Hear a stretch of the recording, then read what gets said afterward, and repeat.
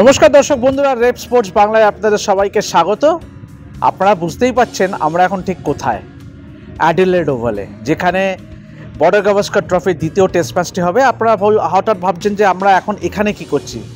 Definitely আমরা through out the ভেন্যুজ আপনাদের এই কভারেজটা দিচ্ছি এবং আমরা এই মুহূর্তে আমরা আছি অ্যাডিলেড ওভালে এবং আমাদের সতীর্থ রোহিত জুগলান ইতিমধ্যেই ক্যানবেরা পৌঁছে গেছে। ক্যানবেরা থেকে আপনারা সমস্ত আপডেট পাবেন। তবে অ্যাডিলেড ওভাল প্রসঙ্গে আসি যে এই মাঠটা নিয়ে কিন্তু ভারতীয় ক্রিকেটের অনেক ইতিহাস জড়িয়ে আছে।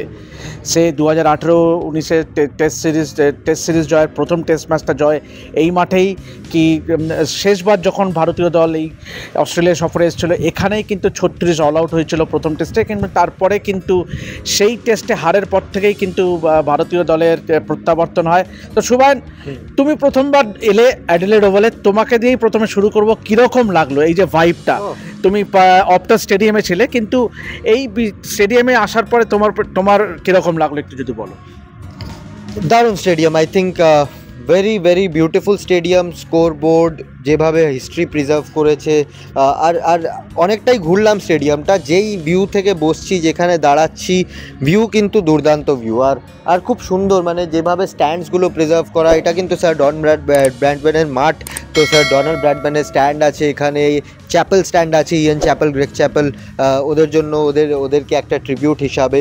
And it's amazing the way they have preserved everything. আর মাঠটাও দারুণ। এইটা মাঠের আউটফিল্ডটা দেখে আমার একটু চিন্নাস্বামী স্টেডিয়ামের মাঠের ভাইব আসছে। খুব ছোট মাঠ, কম্প্যাক্ট গ্রাউন্ড, কিন্তু সুন্দর গ্রাউন্ড, বিশাল ground. And it is something, মানে মন জুড়িয়ে যাচ্ছে। একটা beauty of this stadium is যে এখানে যেরকম আধুনিকতার ছাপও আছে, সেরকম কিন্তু এরা কিন্তু হিস্ট্রিটাকেও প্রিজার্ভ করেছে। আপনাদের দেখাবো যে এই যে দূরে যে স্কোরবোর্ডটা আপনারা দেখছেন, অনলি গ্রাউন্ড ইন অস্ট্রেলিয়া যেখানে কিন্তু ম্যানুয়ালি অপারেটেড স্কোরবোর্ড। সেখানে কিন্তু এখনও কিন্তু লোকজন ওখানে টেস্ট ম্যাচ যখন চলে বা যে কোনো ম্যাচ চলে, ম্যানুয়ালি কিন্তু স্কোরবোর্ডটা অপারেট করে। যদিও তার পাশেই আপনারা দেখছেন যে ইলেকট্রনিক স্কোরবোর্ডও আছে। সুতরাং একটা সুন্দর মেলবন্ধন, মানে আধুনিকতা এবং সেই সঙ্গে ইতিহাস, এই একটা যে সুন্দর মেলবন্ধন, এইটা কিন্তু অন্য কোনো মাঠে পাবেন না। এবং যেটা সুবায়ন বললো, মানে আমরা ওয়াক অফ অনারের ওখান দিয়ে গেলাম, মানে কী সব কীর্তি আছে মানে এই মাঠটা জুড়ে, এক কথায় অভূতপূর্ব। তবে সুবায়ন, যেটা আমাদের সব থেকে আলোচ্য বিষয়, আমরা যে জন্য এসছি এই মাঠে, অবশ্যই উইকেট। আপনারা পেছনে দেখছেন যে স্কোয়ারটা এখন কিছুক্ষণ আগেও জল দেওয়া হচ্ছিলো, এখন খুলে ছেড়ে রাখা হয়েছে। সুতরাং কী মনে হচ্ছে সুবায়ন, ওভারঅল মানে প্রাথমিক দেখার পরে কি মনে হচ্ছে?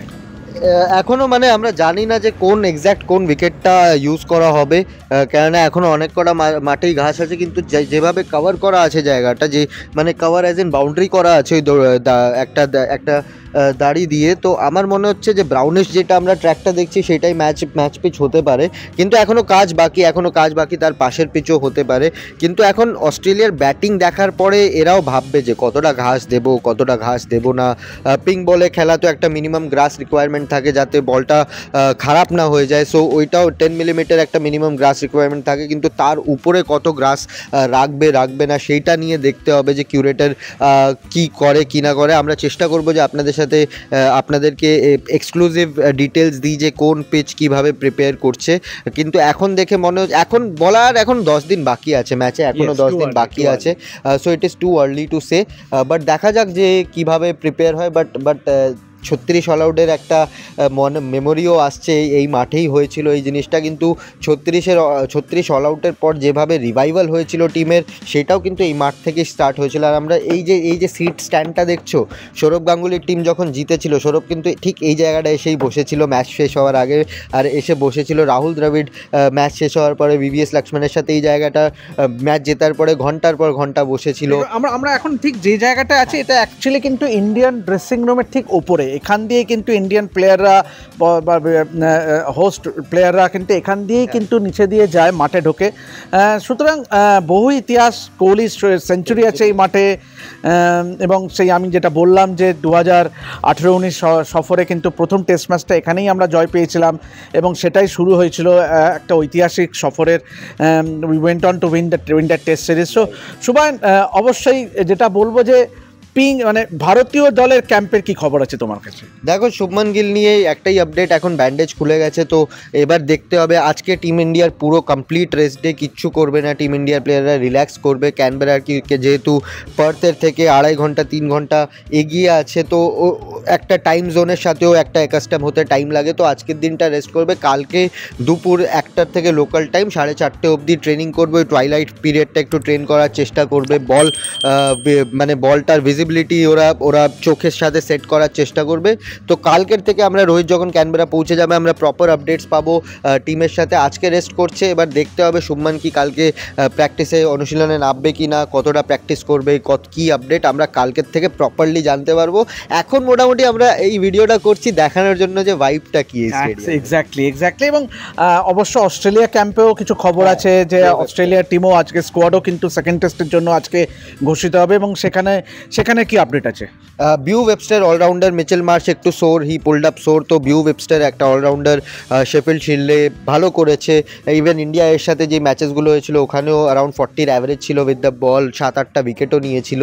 সো মিচেল মার্শের লাইক টু লাইক একটা রিপ্লেসমেন্ট হতে পারে। এমনিও হতে পারে যে একটা এক্সটেন্ডেড স্কোয়াড অস্ট্রেলিয়া অ্যানাউন্স করে, যাতে দেখা যেতে পারে যে যদি কোনো দরকার পড়ে। মার্নাস লাবুশেনের ফর্ম নিয়ে প্রচণ্ড প্রশ্ন, ম্যাক্সফিনিকে নিয়ে একটা ডাউট চলে এসছে কি whether he is ready or not, তো কোনো যদি চেঞ্জেস লাগে দরকার পড়ে তো ওই এক্সটেন্ডেড স্কোয়াড থেকে প্রিপেয়ার ওরা পিক অ্যান্ড চুজ করতে পারে। বাট বিও ওয়েবস্টারকে ওয়াচ আউট ফর হিম, ওর নামটা আপনারা স্কোয়াডে দেখতে পারেন। অবশ্যই আপাতত আমাদের এই ভিডিওটা আমরা এখানেই শেষ করব। পরবর্তী ভিডিও থাকবে একটা সাসপেন্স, আমরা ডেফিনেটলি আপনাদের দেখাবো যে পিঙ্ক বল, যেহেতু এই ম্যাচটা ডে নাইট টেস্ট ম্যাচ এবং পিঙ্ক বলের টেস্ট ম্যাচ, আমাদের পরবর্তী ভিডিওটাই থাকবে কিন্তু পিঙ্ক বল নিয়ে। তো চোখ রাখুন অবশ্যই এই প্ল্যাটফর্মে, এবং আমাদের বাকি দুটো প্ল্যাটফর্ম অর্থাৎ রেপ স্পোর্টস ইংলিশ এবং রেপ স্পোর্টস হিন্দি, সুবায়নরা ক্রমাগত কিন্তু আপডেট দিতে থাকে।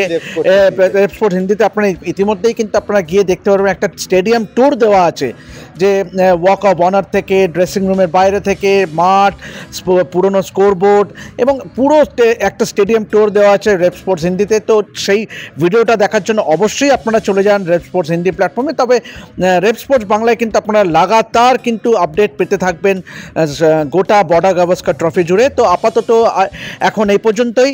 পরবর্তী ভিডিওর জন্য অবশ্যই চোখ রাখুন রেপ স্পোর্টস বাংলার পর্দায়, এবং অবশ্যই সাবস্ক্রাইব করে নিন আমাদের এই চ্যানেলটি যাবতীয় আপডেট পেতে গেলে। আমি আপাতত সাইন করছি, আমি এবং সুবায়ন, অ্যাডিলেড ওভাল থেকে। দেখতে থাকুন রেপ স্পোর্টস বাংলা।